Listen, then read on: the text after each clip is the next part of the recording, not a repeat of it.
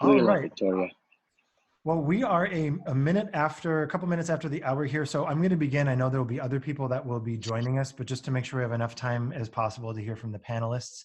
Welcome. My name is Matt Reichert. I'm the Director of Outreach and Engagement at GIA Publications. Awfully glad that you joined us for another Homecoming Sunday conversation. Just a couple of real quick pieces of information before we begin and everyone else introduces themselves. Again, at the bottom, you can say hello through the chat feature like Janet just did. Hello, Janet. So you can let us know that you're here. If you have a question for panelists, if you would please use the Q&A function. You can see what questions have been answered already there, so you know if we've already gotten to that question. We are recording today's conversation. Tomorrow at 10 o'clock a.m. Central Time, this will premiere on Facebook, so you'll be able to watch it again there and anytime after. We'll also put this on YouTube, and you'll be receiving a follow-up email from me with the link to those videos and also other resources that you can consider if you want to watch the conversation again, share it with others who couldn't be here today who you think would benefit from the conversation. That'd be great. Again, as we work our way through, we're going to do our best to get to as many questions as possible. You can, again, add it in the Q&A feature. If there's something we don't get to, a topic that you would really like us to explore, we host 2 of these conversations every week. We'd be more than happy to schedule something that you would find helpful. Next week, our Wednesday conversation, just as a little plug, at, again, 1 o'clock Central, 2 o'clock Eastern, Rita Thyron, Executive Director of the FDLC, Federation for Diocesan Liturgical Commissions, and Monsignor Rick Hillgardner, former Director of the Secretariat of Divine Worship at the USCCB and former President of NPM, will be here to talk through guidelines for churches and parishes that are looking at reopening. So it's going to be a full conversation, a lot of questions that we'll be able to get to, so we hope you can join us for that. There'll be more information on Instagram and Facebook, the GIA pages, if you follow us there, to know how to register. With that, let's begin. Kate, do you want to kick us off by introducing yourself? And then panelists, we can kind of go around the room here and let everyone know who we are and where we're joining from. You bet. I'm Kate Williams, Senior Managing Editor at GIA Publications, and I'm happy to be here with so many talented professionals and friends in the business. So thank you all for being here. I wanted to say too that a lot of times when we have these conversations, they raise more questions than answers, and that's okay. In fact, I think that's really good that we're able to be honest about where we are in the midst of all of this and kind of just be in that unknown together and share best practices, but also share in reality the things that we know we're still working on. So today I'm excited about this campus ministry conversation because I think campus ministry is a very unique and acute example of intersectionality in a lot of ways. And so I'm excited about where our conversation will go. So I'll turn it over to Chris. Would you like to introduce yourself? Sure. Hi, everyone. I'm Chris De Silva, Associate Director of Liturgy and Music at Loyola Marymount University. I work with John Flaherty on this panel as well, and also am very honored to be with all of you and with Jillian, especially here, one of the students. Thank you. Jillian, do you want to go next? Sure. Hi, I'm Jillian. Like Chris said, I'm currently in Colorado, but I'm about to graduate from Loyola Marymount University tomorrow with a dual degree in dance and English, and I've been involved in music ministry during my 4 years at LMU. Awesome. And she's a recipient of 2 big awards at LMU. And did we mention already that graduation is tomorrow? Yeah. One more from LMU, and that's John Flaherty. Hi, everyone. I'm John Flaherty. I'm the Associate Director of Campus Ministry there and Director of Liturgy and Music. I have the privilege of working with Chris and Jillian. And welcome. And Julianne, I guess. Hi, I'm Julianne Wallace. I'm the Vice President for Mission and Ministry at Alvernia University, which is a Catholic Franciscan school in Reading, Pennsylvania, just a little bit outside Philadelphia. And it's going to snow there tomorrow. And it's going to, just a little bit, but snow in May.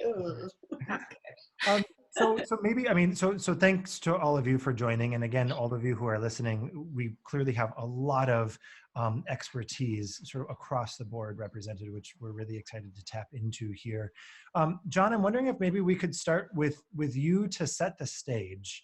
Just to, I mean, many people who are watching or who will watch this are involved in campus ministry. And so they know sort of the disruption that colleges and campus ministries and Newman centers have experienced over the last several weeks. But could you kind of just walk us through, like, what has it been like over the last 7-8 weeks? How has this impacted your typical practice at LMU? Sure. Thank you, Matt. I think one of the most devastating things that happened was that this shutdown occurred during our spring break. And so for these seniors, such as Jillian and my son Colin, who's a friend of Jillian's, for them, they left the university thinking they'd go away for a week for a vacation and come back and have, 7 or 8 more weeks to bid their final farewells to their friends and classmates. But unfortunately, the way that our calendar worked out, and some other university calendars worked out, they left everything in their rooms, and they never went back. And so there's a real grieving on the part of the seniors. We have Colin's a senior and Aiden's a sophomore, and they're both grieving, but it's much, much more pronounced for these seniors. And I'm sure it's the same at high schools and other colleges and institutions. And so we've been trying to find the ways to continue the continuity of community, especially with regards to worship. And that's been the challenge. I think we've had some successes, and we've had some learning experiences like everyone else in these times. So thank you, Matt. Yeah. Maybe, I mean, Jillian, do you want to hop in at this point? I mean, I think obviously you're experiencing this so much differently than the rest of us, or maybe more acutely because you are one of the seniors who's graduating tomorrow. What has this experience been like for you over the last couple of weeks? It's been really challenging. I love school, so I was so sad to have my last 8 weeks sort of taken away from me. But I've been really grateful for the actions that we've taken on the part of campus ministry, because I've found that it's quite easy, even though we have all of these online connections, to kind of just retreat and look at static or passive social media or passive liturgy. I was going to Tony Alonso's Sunday evening prayer services, which he started the minute quarantine started. And I love that, but it's been really helpful that we have started, Chris has held choir practice over Zoom, as well as a few meetings. And then we've done these prayer services on Sundays, and on some, they did them over the Triduum as well, because it's a participatory situation rather than passive. And that's been really helpful for me in feeling like I'm maintaining the community that I had rather than completely divorced from it. What does a choir rehearsal look like over Zoom for you guys? We've adapted quite a bit. Mostly it's us hanging out. There's a fair amount of prayer that happens. We discuss. I offered a reflection on a reading one day, and then Chris has figured out a way where we all mute, and he pulls up the music on Zoom, and we all sing, but we just can't hear each other. We tried to sing not on mute, but it did not work. Yeah, one time we did. Remember, we tried three-part singing. We did actually try to have a choir rehearsal. Yeah, we learned. Yeah. But it's still been fun, and something to look forward to, I think. Right. What does it mean to you all to be a part of a choir when you can't sing together? I think that this whole experience has taught me that the people and the community matter a lot more than whatever we were doing before. And so the singing matters a lot less than I thought it did, and the people and being in community with the people is really what's important to me right now. Yeah. Do you see yourself going back to a choir in, I don't know if, another degree program is next for you, or if, some kind of career choice is next for you, but is choir that part of your life? Been involved in music ministry since 4th grade, so I definitely see it as something that will continue in my life. I'm not sure yet what form that's going to take, but I'm going to figure it out. Yeah. Julianne, are you in a Zoom choir? I am in a lot of virtual choirs. I'm part of a community choir here in Reading, and we've all learned how to do these virtual choirs pretty quick. So it's been fun connecting in a different way and listening to everybody's single tracks and then learning how to sing with them and around them in this new way. So it's been really fun, but it is sad because rehearsal is like a rehearsal of one now, except for the time when we get together and talk through the score and what our fearless leader wants out of us at certain times. So it's a lot different, but it's a new way to experience music, and people like all over the country that would have never gotten to hear us sing are getting to hear us sing now. So that's an unexpected grace from this time. Yeah. Tell us a little bit more about your institution too, and your context there. So Alvernia, as I said, is a Franciscan institution.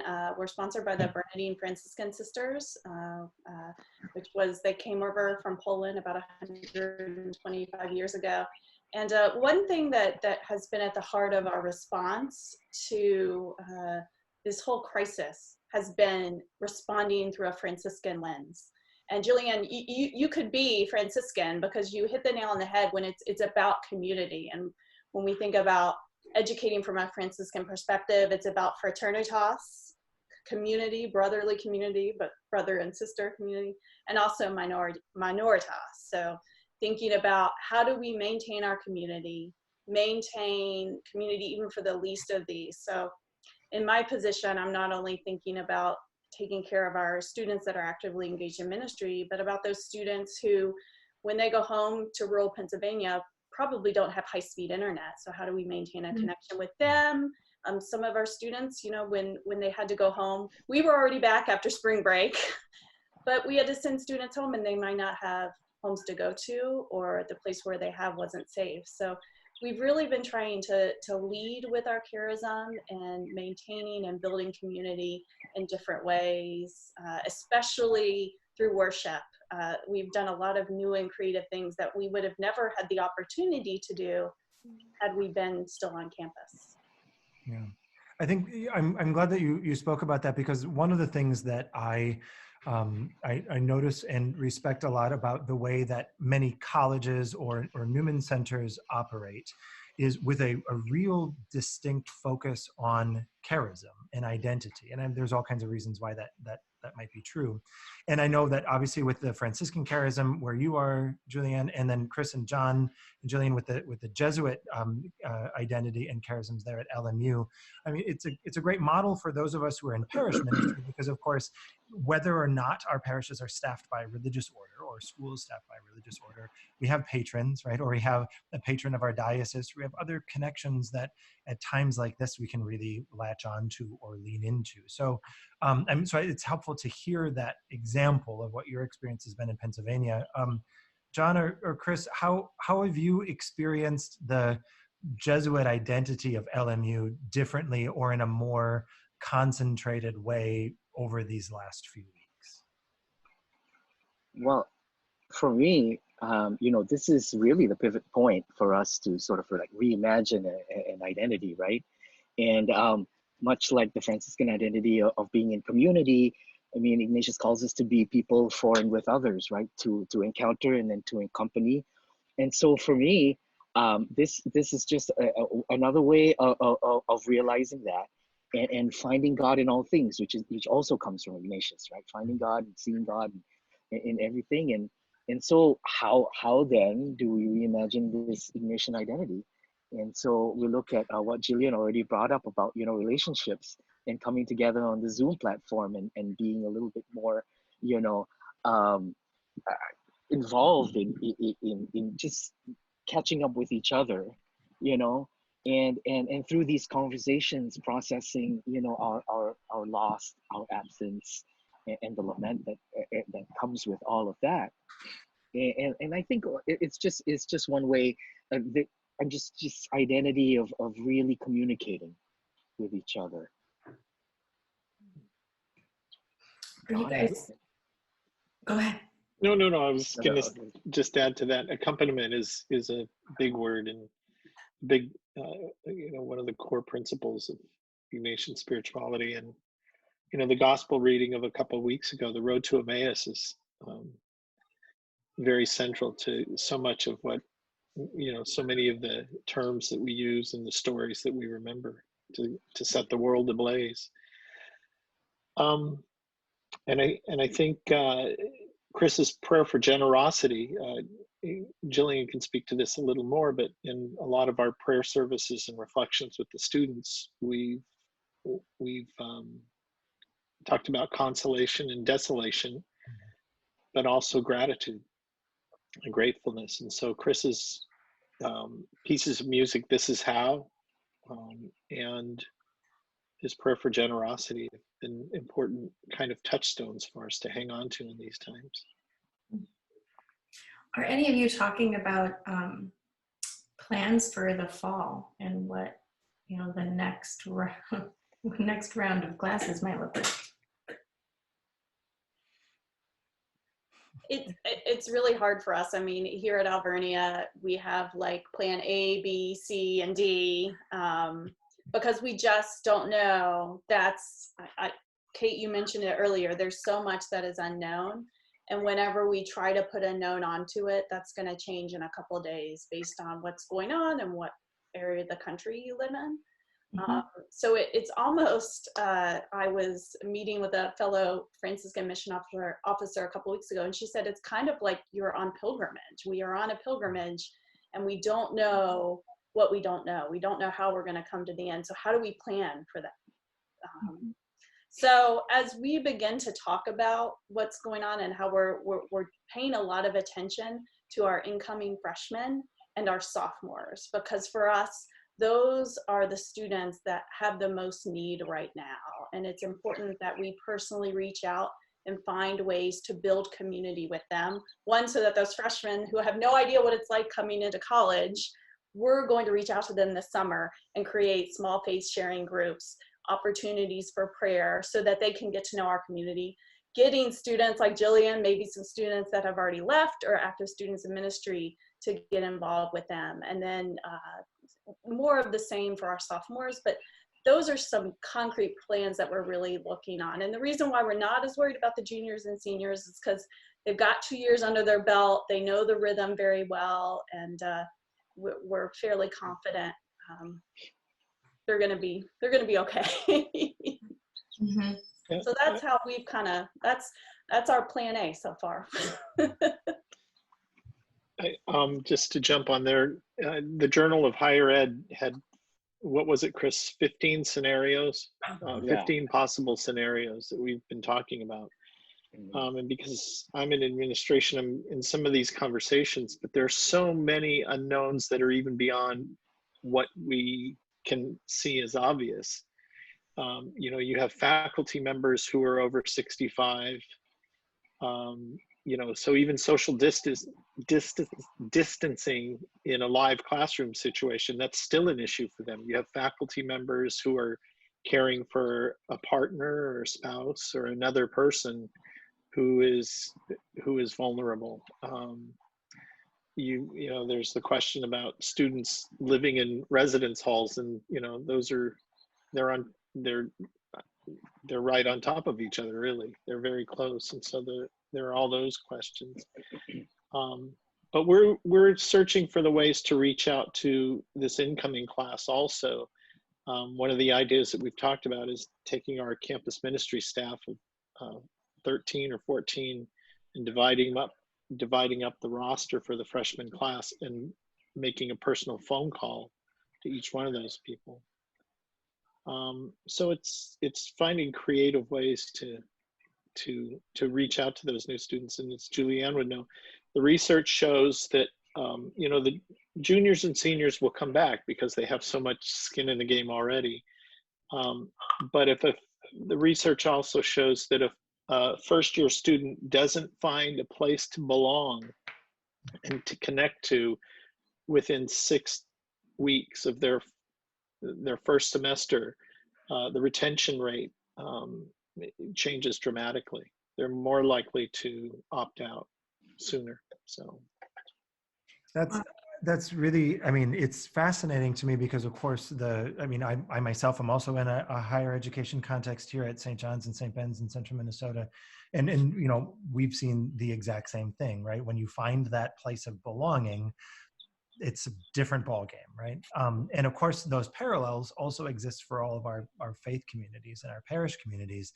If you can create that engagement and create that feeling of belonging, you ride through these things a little bit differently.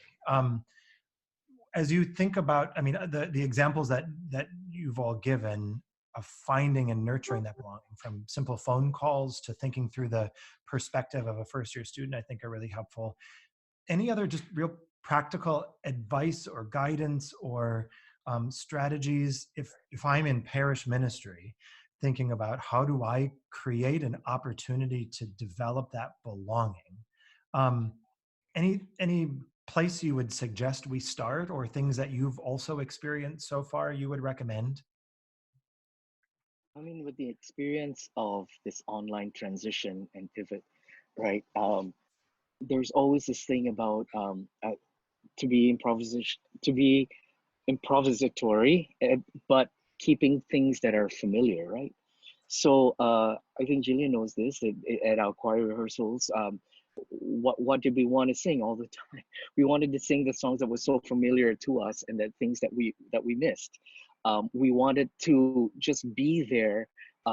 Not at one point, I remember this. Not even talk about lament or loss, just to be there, just to, I think one time Gab did a hang time or something, and we just were there and these are just ways of thinking, you know, creating a familiarity within a very unknown space, and I think that might be just one way, you know, to encourage and to engage. Yeah, I echo that. Sorry. But I worked as a resident advisor for first year students for 2 years, so I have pretty hands-on experience with that. And I really think the thing that I've been mourning in this transition is like the loss of those like moments of camaraderie where you're just hanging out, or like before class, now I'm in a Zoom waiting room instead of like sitting with all my friends and getting to talk about something that isn't class. And I think our improvisational choir Zoom rehearsals have done a really good job at mending that loss for me. And so I would offer the advice of creating space for that sort of like camaraderie to develop, and it develops in lounges of residence halls. And so like, how can we make it develop in online spaces or in Zoom chat rooms? I'm not sure exactly how, but I think it can be done. But I think that is really important because that gets lost easily over. That's a really good point. When I a couple of years ago, so before any of the pandemic was in our minds, I tried to move my staff to a virtual platform called Slack. I don't know if you are familiar with Slack, but it's just like an instant messaging system, because more and more people were starting to work remotely, or we had, kind of freelance people in our editorial department. And it was kind of surprising how much people expressed the desire to, even though there was the option to work from home, that they wanted to come into the office for exactly those reasons that you're talking about. They wanted the conversation in the lunchroom. They wanted the, let's stop by and share a sip of coffee together. And I think a lot of people who, pandemic or not, who are working to remote working opportunities are trying to think about ways that we can kind of recreate those opportunities to just be and be people amongst one another, and not just be minds, creative minds or working minds. So sometimes we try to do like there's a channel on our Slack for our business that's just for funny stuff, like share these jokes, or a lot of people do like just a coffee hour on Slack or Zoom or whatever platform they're learning, but just so we can remind each other that like we're still people and we're worth knowing aside from all of the things that we can do. I think it's really about like sharing our stories, and that's one thing as parishes are looking for ways to reach out to students who are graduating is telling the story of the parish well, so that people coming in can see themselves as part of the parish and see how their own story can fit, but also giving a platform for people to share their own story, because that's that water cooler talk that we're missing. Even just saying what you did over the weekend, that's sharing a part of who you are, and a part of your story. There's so much power in the narrative, and there could be a creative way to tap into that. Also, when we're over Zoom, those people who suffer with social anxiety may be, this is not proven on science, but I think it's a little easier to jump on a chat in the comfort of your own home. So this may be an advantage to people that, have difficulty going out and meeting new people. So there could be a slight grace to that as well.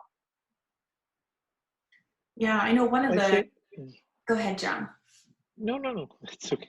Well, I was just going to add to that I know that a lot of people are having conversations about when you're in a Zoom meeting and people elect to have their camera off. And what is the impact? What is the impact of that for the group dynamic? But also, like, what is the appropriate sensitivity for people who aren't comfortable? Yeah. Mm-hmm. What we've done is when we send out the invitations to these live prayer services, we include in that an invitation to open up your cameras, so that we can have as much full conscious and active participation as is possible in these meetings. But there have already been some studies by psychologists about the nonverbal cues that we miss in these Zoom meetings, that we would pick up if we were together. I mean, we think we can pick them up, but and there, some of the research is saying that that's why we're so exhausted after these meetings, because we don't work the same way when we're talking on a phone even. Yeah. But the one thing I wanted to add, maybe Chris and Jillian can speak to this a little bit. It's the importance of remembering at this time. And Chris has been doing some wonderful work with the seniors, and he's been having happy hours with different groups of students. And but just remembrances, and so there was a time that the three of us went on a trip to Taizé, and so Chris was telling me about their remembrance of that and the laughs that they were having. And so anyway, you can speak to that a little more. It's the remembering. Jillian, you want to talk about Taizé?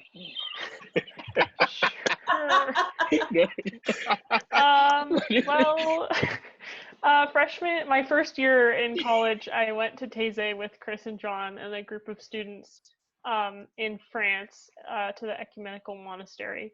And it was quite the adventure. We definitely had some canceled flights thrown in there.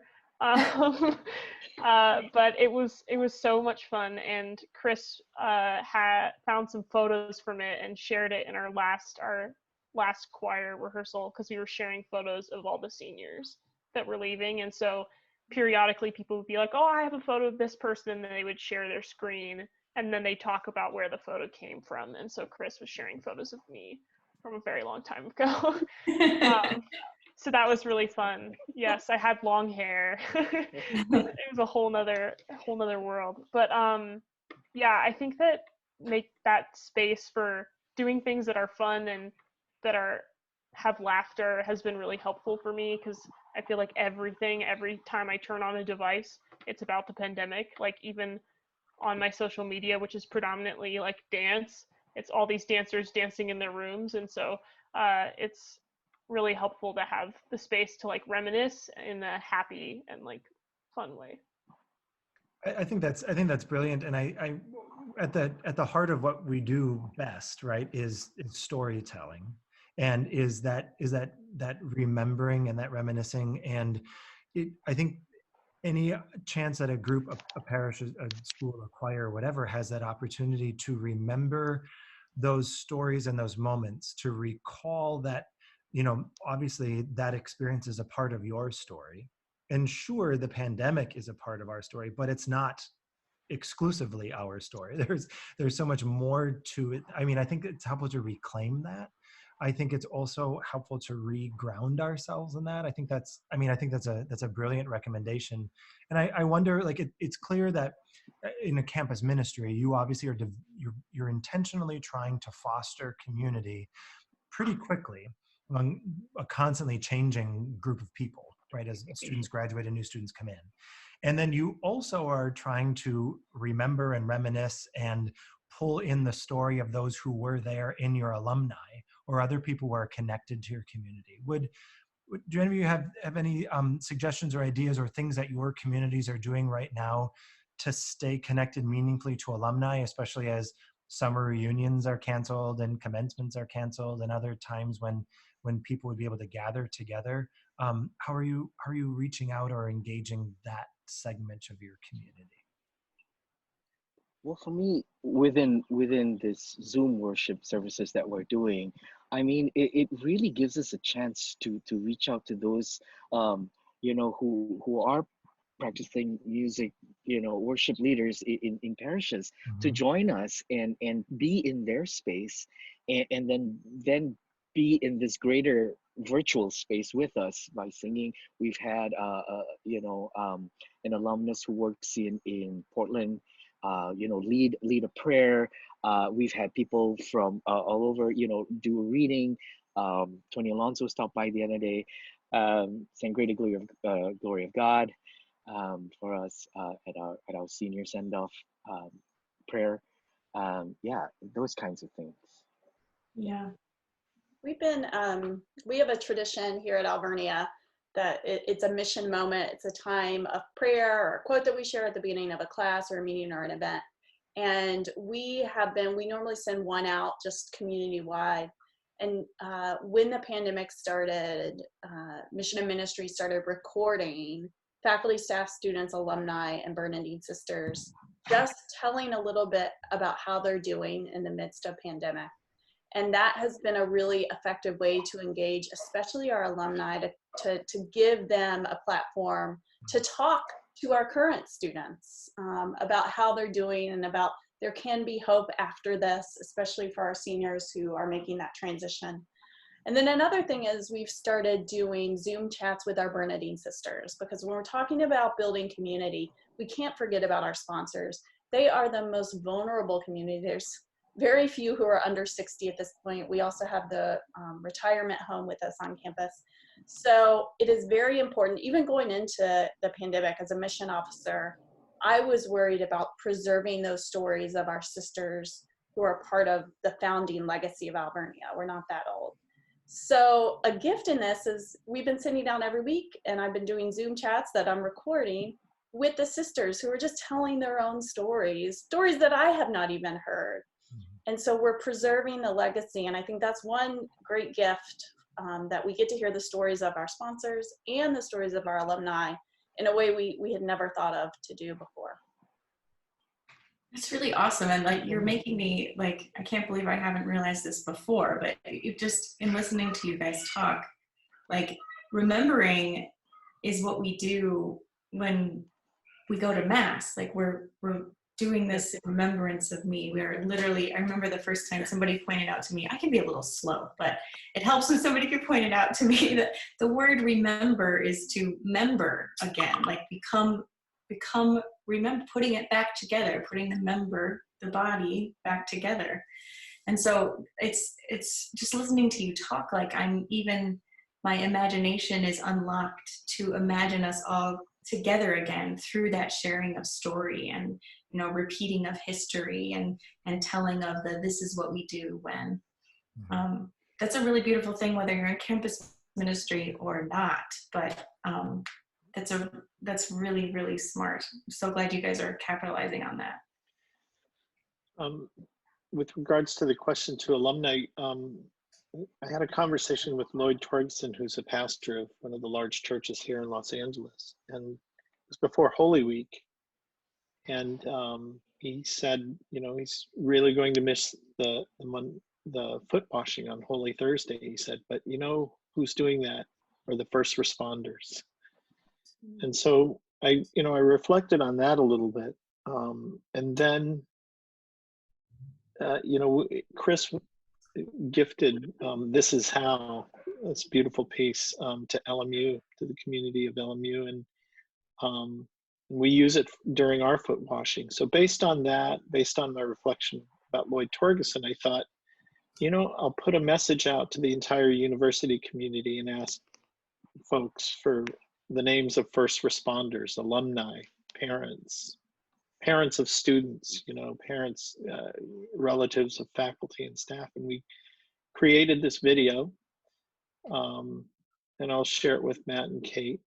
But it's a remembrance, and it's a remembrance, but it's a tribute to the first responders, and there are a lot of alumni in there. The students, pictures of students with their mothers and fathers who were first responders and essential workers. We included that. But it's a beautiful piece, and I'm sorry, it's a beautiful piece of music that Chris has written, and that was the inspiration for this. So, you know, it's in those kinds of things that, you know, we remember and we bind ourselves together. How does James Taylor say? We are bound and we are bound. I think that's, I mean, it's a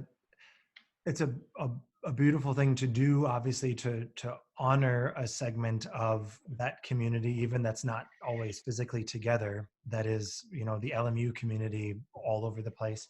I think it's a great model too for parishes and communities that are trying to figure out, what do we do right now, both to honor the service of different groups within our community. How do we commemorate those who have passed away or are dying and we can't gather to remember in the way we typically would? There's still a way that we could facilitate story sharing. I think that's lovely. One other idea that I've heard suggested, and then we do have a couple of questions we can pitch to you, is there are a lot of times people, of course, remember in conversation and discussion and storytelling.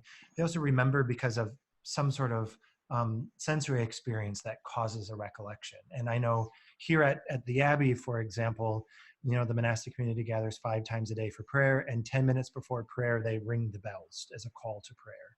So one of the things that one of our monks has been doing is at 10 minutes to prayer, he'll Facebook Live just the bells. And the number of alumni or other people who have been to campus who have such a strong connection with that sound. You know, how can a parish community, even at a certain time, let everyone know at this odd time, not on the hour or quarter hour, we're just going to ring the bells to let you know, to interrupt your day and say, we're here and we're praying for you, we're praying with you.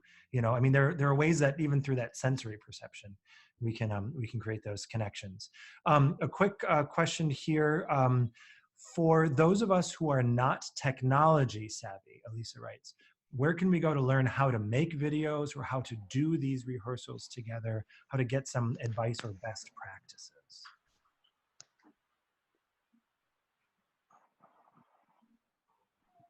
Where do we go to figure this out? For me, it's been a lot of Googling YouTube videos on how to do things. So, I mean, that's how I have taught myself a lot of things. And I think it's just, you know, if you're using iMovie or any other kind of video platform, it seems really simple, but just Googling a YouTube video, it helps to have a specific task in mind. Like, how do I edit this tiny clip? And then you just go, it's pretty easy. I mean, the invention of the internet helps, and YouTube is great. And also not to put so much pressure on yourself to have a perfect production quality video, because none of us, well, I'm not a video, I didn't go to school for video production. So just you at your best trying to do something different is gonna be fine. And also there may be someone else in your community that has gifts more in line with doing any kind of video production or Zoom, and call on them and ask them, hey, who in our community can do this, because I don't do this well. Those are my my practical tips. When I was doing the novena with Peter last month, we used Zoom just like this. So it would just be a Zoom call between Peter and I. And then Zoom has a function where you can record. I think you can all see it now. It's in the bottom left-hand corner of this screen. I think it's somewhere. You can record this. And so we recorded ourselves just sharing parts of a little ritual that we put together. And then we're able to debut that recording through it's called Facebook Premiere. So that will make it look like on Facebook, it will make it look like you're watching it live, even though you're not. But you can also just upload the video too onto your social media platforms, or share it in your email blasts or on your campus ministry or parish website. That is my daughter. She's 3. She's had enough of quarantine. Pretty tragic. I know, and I don't know if this has been your experience as our college has moved towards classes online and doing everything digitally. One of the big points of emphasis has been, I mean, for many of the faculty who have had to figure out how to do this stuff, either through, like you recommended, Jillian, YouTube, or even Skillshare is something that you can subscribe to, but I think they have free videos. There's courses, you want to learn how to do anything. There's multi-video courses on how to do these things. So Skillshare is something to check out. But one of the things that we were encouraged to do, and I think it's wise, is to say, whatever platform or platforms you pick only 1 or 2, hopefully 1, and then just stick with it. Because the other challenge is not just learning these things and how to do them well, but on the receiving end, if you have members of your parish community or campus ministry who are, needing to join the parish finance council who uses GoToMeeting, but then to go to choir rehearsal, which uses Zoom, but then meet with my kids' parents at school and they're using FaceTime, et cetera, or this prayer service is Facebook Live, but Mass on Sunday is YouTube, but whatever we can do to pick a lane and stick with it. You can obviously learn a lot, but then also you learn just by experiencing. So try to keep that narrow, I think is also wise advice. Could we talk? I mean, we have a few minutes left. Could we talk a little bit about tomorrow? I mean, tomorrow is commencement, at least at LMU. And I'm not sure, Julianne, for Alvernia, how commencement will be handled. So by having commencement, however it is you're going to have it, what sort of virtual ritual ideas are you thinking about, or could you share? Because obviously, parishes might have schools or high schools that they need to figure out how to do this, how to commemorate it, baccalaureate masses, things like that. How are you handling commencement to try to commemorate and honor this experience, but to do the best you can virtually? Do you want me to go, Chris, or do you want to go? Yeah, you go. You go. Well, having Chris in this doctoral program at Emory has been a godsend because I've learned so much about Zoom, but Chris got us up to speed because so many of his classes have been in Zoom this past year. But Well, I've learned just so jump in much right more. there. I'll just jump in right there. Exactly what Matt said about pick one platform and get good at it. So it was a long, long learning process. Yeah. And to answer the tech savvy question, I've become an expert at Zoom, and I don't think I know anything about it. We're not living in these times.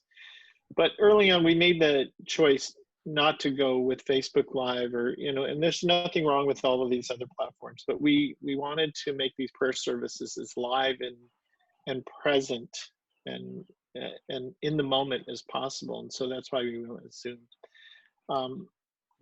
Being at the university, our platform can accommodate up to 300 because that's, what some of the lecture classes might be. And it's actually not very expensive per year to get these programs.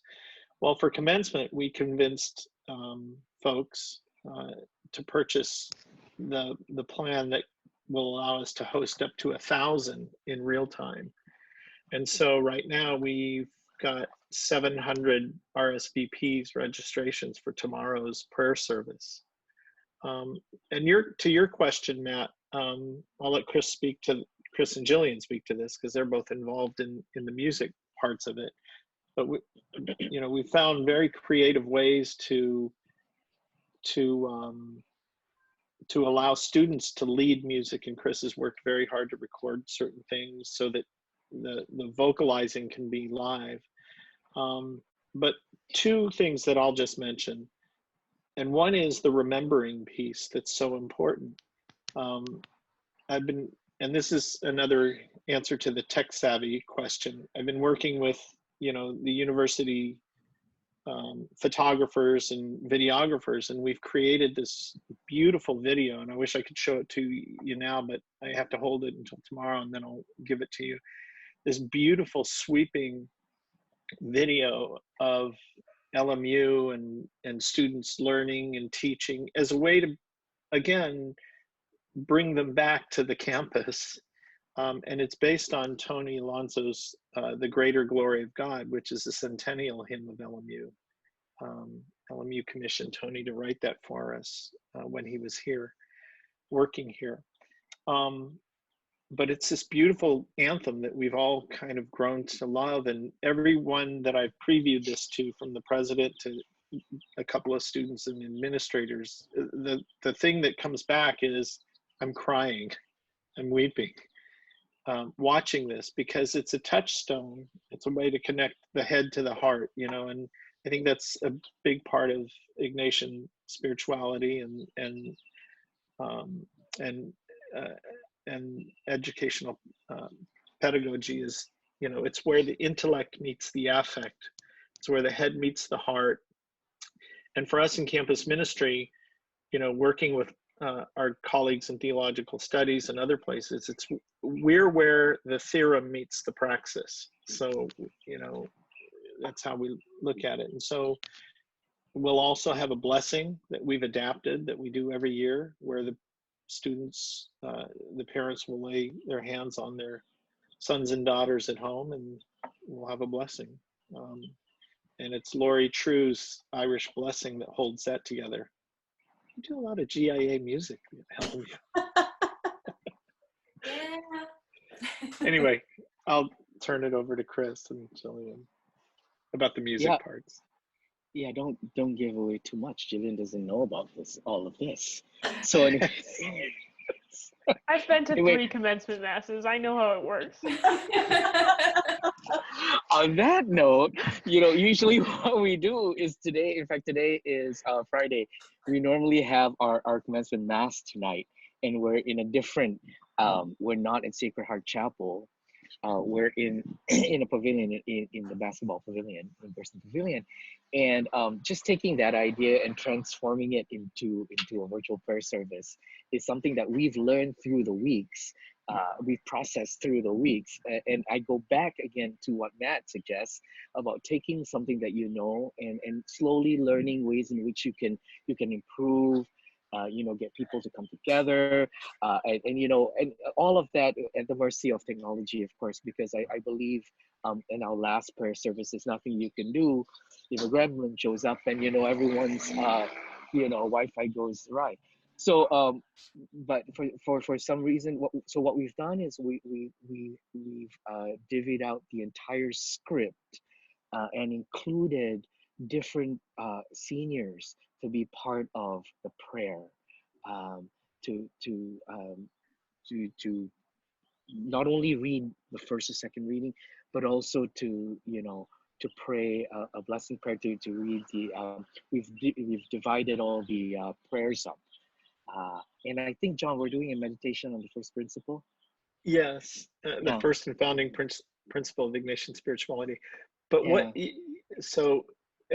and what Chris is talking about, what this is, the liberating thing about this kind of way we've adapted the liturgy of the word every Sunday and this prayer service is it's allowed us to move beyond, we have students doing the sign of the cross, not the apostolic greeting, but the sign of the cross and the opening collect. And so we found we have people reading the gospel that would not be allowed to read the gospel in a Eucharistic liturgy, Right. So anyway, sorry to interrupt you, Chris. No, No, you're fine. So it goes back to sort of reimagining a way of coming back together, community. You know, something that's really familiar, you know, liturgy of the word, but set in different space, you know, proclaimed differently. I would record. I think I responded to Michael's question earlier about how to prepare liturgical ministers. I speak from music ministry. I would pre-record a track, send it to student. Jillian receives one. They download it, and what we do is we figure out where the best way to you know, we do our own sound check, a virtual sound check, literally, and see how, you know, what will be the best way to balance the track with the voice and all of that. So yeah, that's part of the logistics of it. At Alvernia, we are hoping to have an in-person commencement. We rescheduled it for December. We're a small school, about 1,500 undergrad, probably 500 or 600 graduate students. One thing that we are doing for our students now is, instead of having the big ceremony, we're doing it by department. And we've created a form of pomp and circumstance that, you know, just like every graduation would have, but a script specific for each department. And our anticipation is this will happen next weekend. They'll all gather with their departments on the day they would have had traditional commencement, but there'll be small, intimate ceremonies where families and friends and the students can gather, and it'll be a little more relaxed. We have a traditional award ceremony that we normally do in April. We've done something very similar where each of the award winners, we've met together in a Zoom, and they have been, I mean, tears, every single one, because we have a chance for faculty, mentors, staff members to really attest to why this person is getting this award in a way you couldn't do when you're honoring 100 seniors together. So it's not a substitute for walking across the stage and getting that diploma in your hands, but in a way, these intimate, small community gatherings are a special way to come together in the midst of a time when we are lamenting. You know, one of the things I like about that a lot is, so Bob McCarty, who's done a lot of research into disaffiliation, especially of young Catholics, talks a lot about, you know, the definition of community as some place where they know your name and they miss you when you're gone, right? And I think what you're all finding in all of these ways that you're discussing throughout this whole hour, in fact, is to engagement means, you know, right now, finding ways to communicate to people in whatever way you can, that you know them and honor them and miss them, and they're important to your school, your faith community, your choir, your campus ministry team, you know, you name it. And I think that the ways that you're finding to do that are really powerful, and I think they're a great model for so many of our communities. One of our colleagues here at GIA, her daughter just graduated with a nursing degree. And so, of course, the pinning ceremony is such an important part of graduating with your nursing degree. And so they did a virtual pinning ceremony. And, you know, there was a point where there's a blessing of hands. And so there's these great pictures of her daughter in front of the television with her hands up, you know, and the people on the screen, but then surrounded by her family who were able to be there, who were also able to bless her and lay their hands on her. And it's a different way to not only connect to that community, but also to involve others in commemorating that process. And it's powerful to see the ways we're able to do that, which I think is great. We are unfortunately at the end of our time, but I want to say before we go, again, to remind everyone who's viewing, that we will send out a link again to this archive video and all the other resources that we talked about, as well as some other resources you might want to check out based upon the things we talked about. Thank you all so much, Chris, Julian, John, Jillian, congratulations tomorrow on your commencement and your well-deserved awards. And Thank you. And John and Chris and Julian, thank you so much for, I mean, doing all of the hard work to try to help us navigate through these uncertain times, and to try to, not in an artificial way, but in still a real way, keep people connected and keep that sense of community going. It's a great service that you're doing, obviously, to your communities, but a great example for the rest of us. So we're really grateful that you took the time to share it with us. Thanks for All the having rest us, of Matt you and Kate. listening, again, we have more conversations coming up. Please make sure to follow GAA on Facebook and Instagram so you'll see when those come up. Again, Wednesday's conversation is sure to be a big one with lots of questions answered, so please look for that. And until then, we hope to see you at another Homecoming Sunday conversation. God bless and have a wonderful weekend. Thanks for joining us. See you, Thank everybody. you. Thank you. Thank you. Bye, everyone. Bye. Bye. Bye.